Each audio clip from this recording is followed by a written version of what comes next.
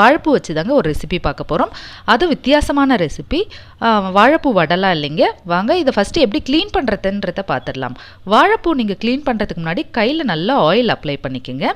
Oil apply பண்ணிட்ட பிறகு இந்த வாழைப்பூவை இந்த மாதிரி எடுத்துகிட்டு இது மேலே, அதாவது அந்த தலை மாதிரி இருக்கு இல்லைங்களா, அதில் இந்த மாதிரி திருவிட்டு அது உள்ளே இருக்க அது மேலே ஒரு ஸ்டிக் மாதிரி இருக்கும் பாருங்கள், அதை எடுத்துகிட்டு இந்த மாதிரி எடுத்து வச்சுக்கலாம். வாழைப்பூ கருகாத இருக்கணும்னா அந்த சாதம் கழுவுற தண்ணி இருக்கும் இல்லைங்களா, அதில் போட்டு வச்சிங்கன்னா கருகாத இருக்கும். இன்றைக்கி வந்து வாழைப்பூ சட்னி தாங்க பார்க்க போகிறோம். இதுக்கு தேவையான பொருள் பார்த்திங்கன்னா மிளகாத்தூள், பூண்டு, ஒரு பூண்டு எடுத்துருக்கு.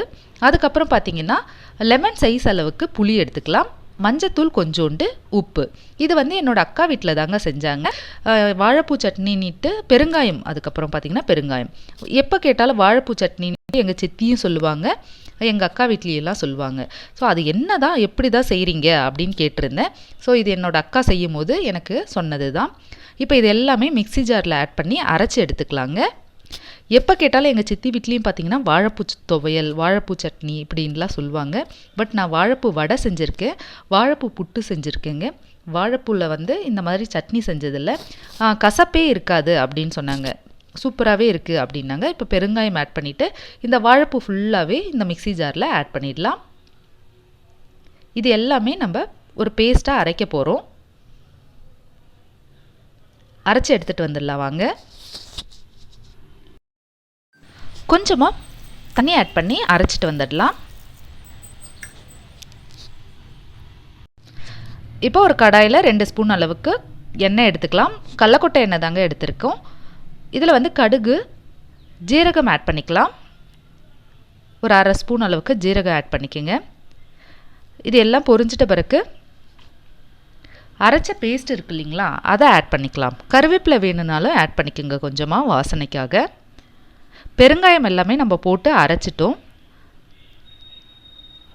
பாருங்கள். இது எல்லாமே நல்லா கிண்டி விடுங்க. பார்க்கும் போதே சூப்பராக இருக்குது பாருங்கள். இந்த துவையல் நீங்கள் செஞ்சு வச்சிட்டிங்கன்னா 2-3 நாளைக்கு கவலையே இல்லைங்க.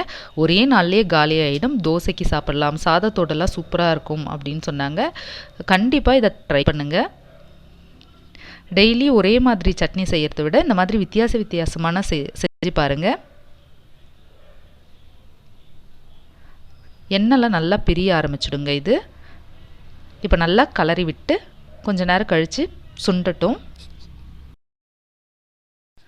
பாருங்கள். கொஞ்சம் கொஞ்சமாக இது வந்து சுண்ட ஆரம்பிச்சிடுச்சு. இன்னும் கொஞ்சம் நல்லாவே சுண்டணுங்க, அப்போ தான் இன்னும் நல்லா இருக்கும். அதே மாதிரி கெடவும் கெடாது.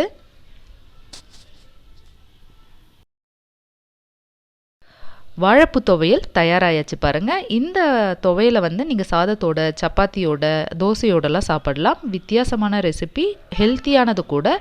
வாழைப்பூ வடையெல்லாம் செஞ்சு பார்த்துருப்பீங்க.